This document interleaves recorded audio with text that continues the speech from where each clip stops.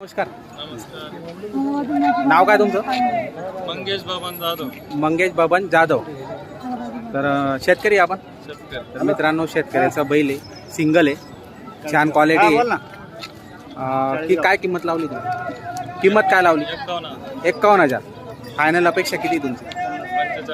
45 पर्यंत देऊन टाकणार आहे. दाताला पूर्ण करतोय.